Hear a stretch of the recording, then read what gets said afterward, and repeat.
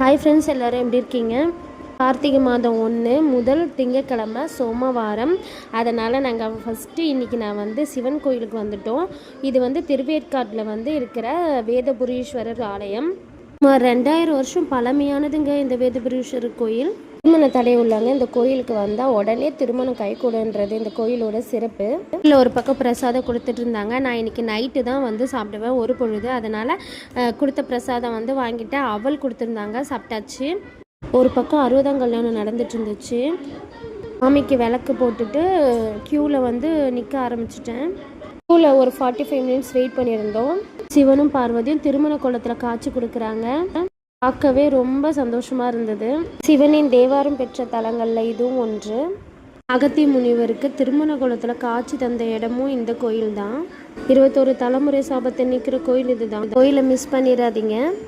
அமித் தரிசனம் சூப்பராக இருந்தது. என் அப்பா ஈஸ்வரனை பார்த்தாச்சு.